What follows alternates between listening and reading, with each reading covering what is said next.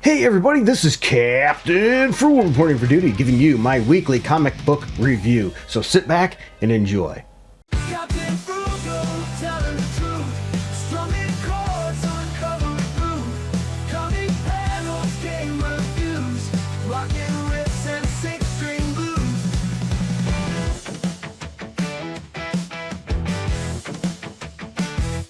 What's the verdict is it rad? Did it crash? Is it bad? Alright everybody, for those of you that know the drill, I go over a bunch of comic books for the week that I chose to read. Now I didn't have time to read everything, so if I missed something you think I should have read, let me know in the comments below. Also, you may disagree with me on some of my choices. If that's the case, that's alright. Let me know below. Let's just try to keep it civil. My goal is to bring back the old schoolyard days, where we would be in discussing what hero could beat who or what comic book was good and not. And I come armed with my trusty notes, so you'll hear the paper rattle because I do it a little bit old school. I do my grading on a scale of 0 through 10, 7 being average as a 70%. So I'm using schoolyard grading. But that's not all. I also use the League of Comics Geeks to give you other people's views as well as a brief overview of the comic book as well. So let's jump right in. Welcome back to the best comic book reviews. Here I'm none other than Captain Frugal's channel. Yeah, I know that's a little self-indulgent, isn't it? Well, welcome anyway to the channel where we talk about comic books. We share the views of others here and talk a little bit about the comic world, like we're into a virtual comic shop, if you will. We're going to talk today about a lot of comic books and some of the comic book reviewer drama. Because, I'm not a drama channel really, but it's like we're in a comic shop, so this is stuff we've seen. You're going to hear my notes. Yep, so here we go. First, I want to talk about the Avengers issue number 30. Yeah, it has 163 reviews, mostly positive on the League of Comics Geeks with a 3.8 score. I gave the book a 7.3. Nothing terrible there either. Writers Jed MacKay, artist of Farhad Karmani, whatever.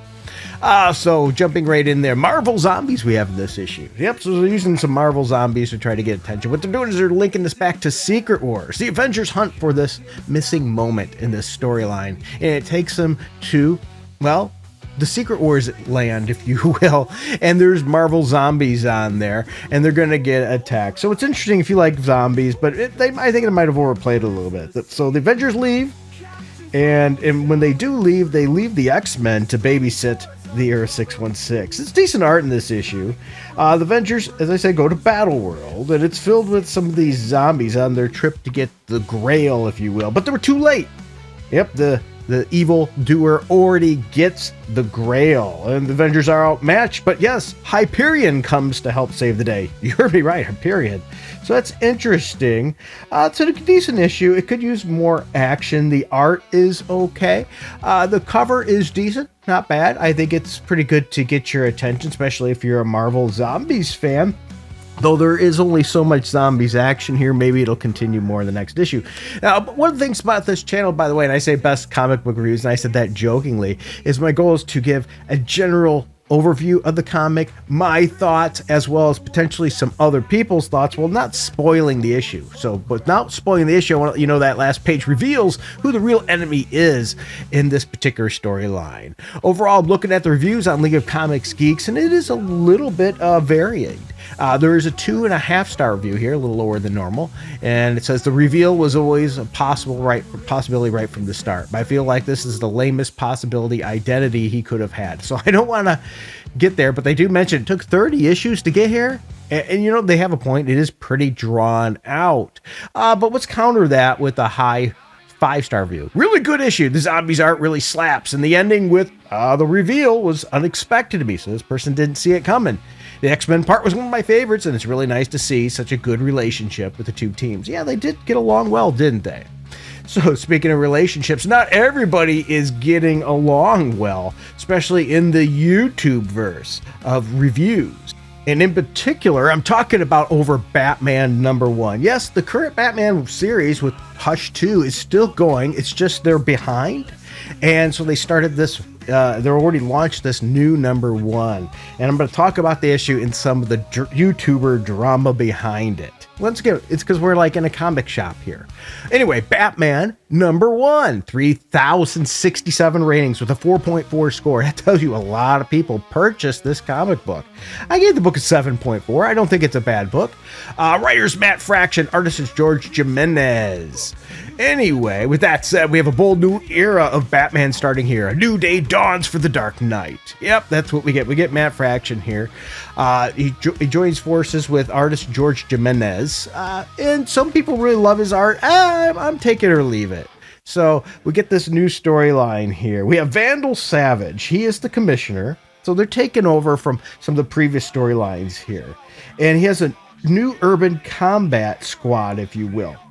That's, of course, against Batman, too. Now, does this sound familiar? We've seen this so many times. We just, matter of fact, sort of got through with this in Nightwing. So this a police squad, new group set up to tackle the crime, with the superhumans. This is going to be, potentially an issue, a threat yet to the humans. We've seen this recently, not too long ago again, in Batman as well. So this is sort of a trope. We've seen this clear back in the 80s with RoboCop, which was freaking awesome. And I'm a huge RoboCop fan. And I mean, it's just a really good series. And I loved the most recent video games on that as well. Well, anyway, I digress. In this issue, even Killer Croc knows that Batman needs mental help. So I think I'll see it. He has a sort of a virtual butler now. I think we all want the butler back. Call it a hunch. We miss him. And they keep teasing us like this with that. That's a decent first issue, but it did not really seem to do much to set up the overall story arc. It's being a little slow in that regard, which is okay. I think the art was okay, but here we go. Here's where the drama is. Actually, before I hit the drama, I want to say there is some nice open order covers for this that are good, which also leads to the drama. So there's some covers there. So there's some YouTubers battling it out. It seems like right now, whenever the channel Thinking Critical posts a video, Diversity in Comics, your boy Zach or whatever has something against him. I don't have anything against either one of these guys, but it seems like every time we get a video, Diversity in Comics has now got to piggyback that video and complain about that Thinking Critical. Sure, you might have some disagreements with Thinking Critical. You probably should if you're Thinking Critical. Same thing with your boy Zach or Diversity in Comics. But my point is why is this happening? It seems like now DNC, whatever your boy Zach, you call him now on his channel, he's changed the name a few times. His, it used to be attacking and negativity about comics and the wokeness and all that. Now he's almost defending it. Or he's saying it's gone overboard. I don't know. And the reason is I'm not attacking anybody. I just sort of, what are your thoughts? What's going on here? I tend to think, sadly, that this is a case of maybe following the leader jealousy or something, because DNC's channel doesn't really seem to be growing anymore. If anything, maybe losing out on subs. And Thinking Critical's channel seems to be growing and doing well. So maybe it's that. He's using that to piggyback off of to get attention. I don't know. I think the best bet for these two is just to go online together and have a nice chat. And maybe talk about their disagreements. It might make some good content. It'd be like going to a comic book store and saying, hey, we don't agree, but let's talk about this and share why. And it might be beneficial to everybody. So anyway, I'm not big into all that drama. Mine's more focused on the books, but I like to tie that a little in because we are in a virtual comic shop. The next book I want to talk about is Moon Knight Fist of Khonshu, number 12. 237 ratings, 4.1 score on League of Comics Geeks, and I gave the book a 7.5. Not bad at all. No, not bad at all. Writer Jed MacKay, artist is Dimencio Carbone, and he's not a ghost hunter. Moon Knight is not, no, but he's going to become one because none other than the Wrecker comes to Moon Knight saying, hey, I'm getting haunted by these spirits. These ghosts are coming at me. I need you to help. I can't seem to stop them. So why does Moon Knight help? Well, he feels he owes the Wrecker, even though he was paid. And the Wrecker has this problem with ghost hunting because he doesn't know how to stop them. But, it's a sort of in Moon Knight's area here. And especially when he uses the crowbar. So it's pretty cool because he finds out his power is not enough to attack these ghosts. But with the crowbar, he can do some damage. But at the end, we get Scarlet Scarab returns. Yeah, so the X returns here and tells us why these ghosts are attacking the Wrecker. And these are his victims. Yeah. So this, I think, is a pretty interesting story start. So if you wanted to jump on to Moon Knight and check it out, this might be a pretty good one to start with. But you know what? Don't just take my word for it. Let's look at a couple other reviews here. All right, I'm going to look at this one from Dark Passenger 39. Gave it 4 stars. There just simply isn't a better cover artist in the game right now. The art was good, but not at the bar I've come to expect. I really like Mark's outfit, though. This was designed really well. The ending was really good. This feels like a filler arc so far, but I'm totally fine as long as it stays this good. Now, I have to agree, it might be a short story, but why does every comic book series have to be a long story? This I'm going to throw back to the new Batman #1. It has been said that these are going to be self-contained issues. In other words, yeah, there's going to be an ongoing story, but you could pick up one in, let's say you didn't read the previous 3, and still get a fully beginning, middle, and end story. I think that's a good thing. I think we need to do that because let's go back to what they used to say. Every issue is somebody's first issue. And so if you pick up that issue and you're completely lost, you're not going to hook anybody in. So I think this is an essential concept, to be able to make every issue provide enough meat on the bone to make somebody go, oh, okay, this is pretty good. But we're completely confused. The story doesn't move at all. I can see problems there. Let's look at another one that is 4 stars from Sub. This was such a fun issue. We see the return of the Wrecker and what Mark owes him. Kind of cool how it delves into the ghost and all, the fun return of Layla too in her Silver Scarab form, and this will be a fun arc. I feel like this will be how Jed will redeem Wrecker too and make him more of a deep character. Now, I don't want Wrecker turning good. Don't turn Wrecker good. Keep the bad guys bad. We need to have good villains, right? He did go to his wrecking crew, and they weren't able to really help him with this situation either. Now let's talk about another controversial book.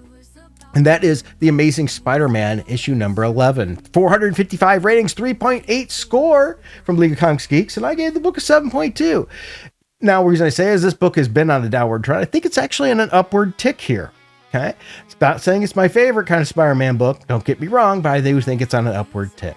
The writer is Joe Kelly, and writer and artist is Jason Liu, as well as another one, Lee Griffin, because it has a couple small stories in it as well, and Salman Ahmad writing as well. Artist Pape Larraz and John Romita Jr., depending on which story is. There's, I think, there's 2 or 3 short stories, but the main one's what we're going to talk about here, and figuring out who are the 2 Spider-Men. So we finally get that. At the end of last issue, issue number 10, we ran into Peter with running into Spider-Man, both realizing that neither one is really the original Spider-Man. So they have a discussion and they figure out, and the story gives us who is who. As I said, I don't like to give these away too much, but we see who is posing as Peter Parker, and we see who is posing as Spider-Man in this issue, and I think that's pretty fitting and pretty well. We also get to see what's happened to Peter Parker, where he is, and what he's going through. And here's where I think it jumps off the shark a little bit. Peter was at a different location. He gets picked up in sort of a space adventure here where he meets this dude, and this dude is helping him become stronger and more powerful so he can fight back. And of course, that person ends up not really who he appears to be and on the up and up. And so Peter goes, hey, I can't go with this, and fights that. There just wasn't enough story development there. But plus, I don't think I like that arc going off into space too much anyway. But it is what it is. We do get a Spidey story with Boomerang in it, one of the short stories. So we get a little bit about Fred being back as it introduces a new character called Rapid, which it's more like a Flash. So it is what it is. I didn't really find anything special. So the question I have is, why are they introducing us this character here? Is this going to be a new one that they tried to give us another story? Because they just gave us another new character in these pages over the last few issues. Are they planning on to do something with these characters? I don't know. What are your thoughts on that? What are your thoughts currently on The Amazing Spider-Man? Is it on an upward trend? I look at the League of Comics Geeks reviews, and they are all over the place, right? It's a little hard to read some of these because of, I don't want to give away everything here. All right. And so I will say I'll give just a little tidbits of some. This is just too reminiscent for me on how Wells' ASM run started, with all of us getting thrown into a mystery and having to pick up the pieces. And this person gave it a 2-star. There's a lot of 3 stars, 4 stars. I mean, it is all over the place here. I'm sure he's not dead, and we both know what a stubborn SOB is. The question is, where is he, and why doesn't he want to come back? Now, that was an interesting line that was brought up, a quote from the comic book from Comic Supreme there. They gave the issue 3.5 stars. That's a good point. What's going on here? Another person gave it 2 stars and said just completely awful. Yep, the second half showing us what Peter's been doing was completely nonsensical. And I tend to lead towards that one. That's why I downgraded the book a little bit. I did not like where he's going to and what's going on there. So I could sort of agree there, but I that's only part of the issue, right? So that's why I gave it a little higher score than that. So what's your score on this book? I'd like to know. You know, speaking with things like to know, let's talk about G.I. Joe, Real American Hero, issue 320. 28 ratings is all on League of Comics Geeks, though, with a 4.2 score. And I gave the book a 7.5. Here's the thing, people. I realize this isn't the Skybound one, the Energon universe and everything combined, which is phenomenal. But this is the best G.I. Joe from a Real American Hero series we've had in a long time. I think it had a dip for a while, got a little boring, too much with the mind control, but this has been exciting. And the writer is Larry Hama, and penciler is Paul Pelletier. And this is just all-out action in this issue. The G.I. Joe's last issue were infiltrating and spying, and they all blew it. They all got caught. So this issue was all about all action, all about them getting out.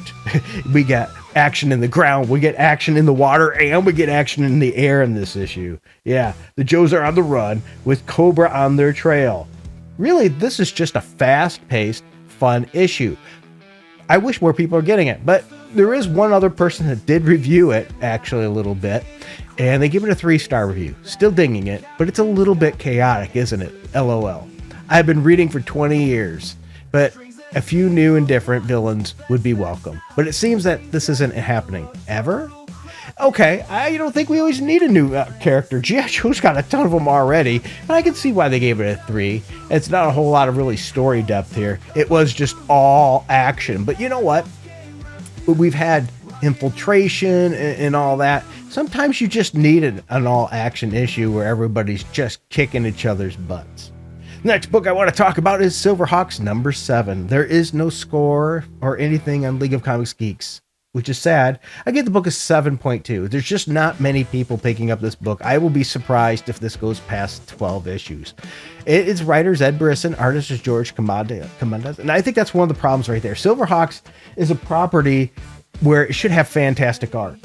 The characters could look amazing with good art.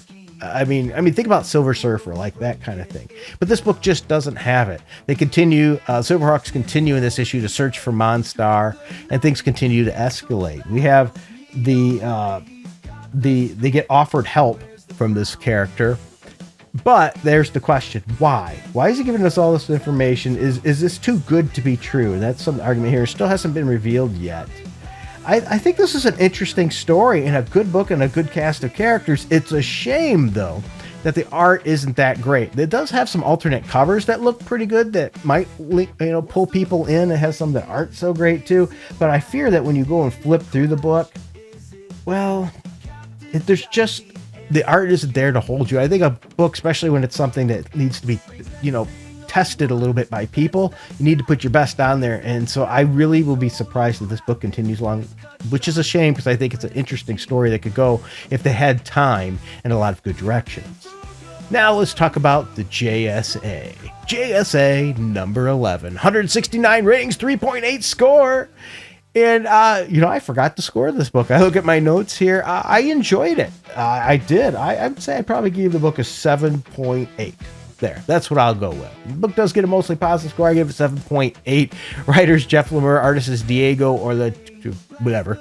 The Justice Society has been on the ropes. Let's be honest, the last few issues, the Justice Society has been doing nothing but lose after lose and take a beating after a beating. Well, this issue, I think we start to turn it around, right?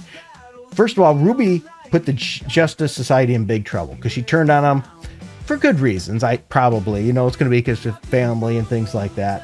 Fortunately for our heroes, though, they get some much needed help. So when everything was looking bad for them last issue, at the beginning of this issue, surprise, they're going to get some help. Good art this issue, too. I think it's a good story. The progress finally sees the team, in all fractions of it that are all over the place, gaining some positive outcomes. Well, maybe until the end. Because is it too late for them now that they're getting back together? Well, you should probably read to find out. I do like to cover this issue. I think it's good enough to pull some people in. The alternate covers are pretty good too. The views overall are a bit mixed. Here's a 3.5 star review. I can't believe we have one issue left before the storyline is over. And that's probably why I said everything's starting to come together. Things are finally falling into place. Oh, they said it too. And the heroes have finally reunited. But will it be enough to stop the ISA? I'm really happy that we had a few pages dedicated to Hourman and Jesse Quick. I've already voiced my opinion on whether or not I think they should divorce. Check out my post. Well, it's looking like they probably will. She says she's just never had the love for him like she should have. Which, ouch. And I think that's a shame. I think we need some more solid relationships in comic books, but hey, it is what it is. Let's run one with the converse to that. That is a 4.5 star review. I'm so glad this series has been picking up because this was awesome as HE double hockey sticks. It was a little wonky in the beginning, but I'm glad I had faith in Lemire. Now that everything's come together, it's great. And that's one thing too, this series is looking like it's going to come to an end at issue 12, so they have to wrap it up. But I think though the pacing has been well. The team has strong beginning. Okay, here we are building up, and then Fracture started coming, then boom, everything went to crap for the majority of the book, and now things are turning, and we're going to see a quick ending there. I think it's overall well done. If you haven't been getting this, you might want to wait and then pick them all up when the whole series is out. I can't say they're going to stick the ending, but maybe they will. Next book I want to talk about is Birds of Prey, number 25. This is the last issue I'm going to talk about today with a 3.6 score with 81 ratings, mostly positive. Not bad at all, Birds of Prey. They're celebrating their 25th issue, which might seem like a big deal. It's only 25 issues, but in comic books nowadays, I mean, especially if you're in Marvel, 10 is about all you're going to get. Right? And the writer's Kelly Thompson and artist is Cliff Richards. I think the series, this is one of those that DC wants to really push hard, and it's not really succeeding. I mean, you think when we got 81 ratings, it gives you the insinuation this book is probably not selling well enough. And I might have a couple personal opinions of ways to retool it. But anyway, the Birds of Prey took to the fight to the Shadow Army and won. But it was merely the Shadow Army's first move. In the end game, it's really only just the beginning. Yep. An unexpected ally emerges, somebody that they were just fighting, and that's where it gets interesting. You see, this new storyline starts here, so if you haven't been reading, even though the continuity is going to link all to this, I think you'll find this is an okay starting point.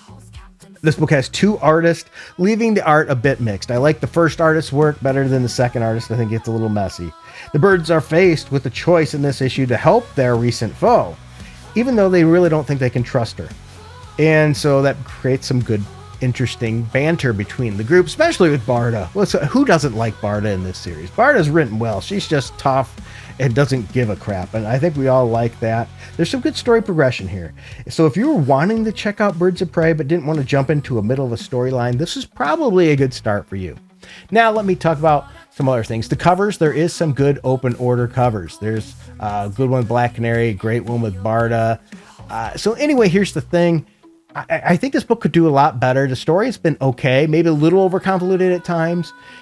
Maybe scale it back a little bit, keep it a little more grounded might be good for a few stories.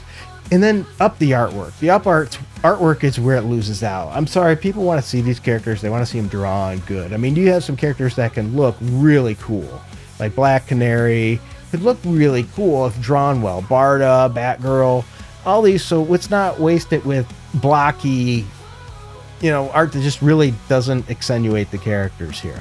But you know what? Let's look at a couple people's views here. We have a 3-star from Shadow Ninja 77. This issue was better than the last, even though some dialogue seems and felt a little clunky at times, especially Barda's lines about being a hero, which just doesn't land right. I actually found those good. Still, Barda steals the show.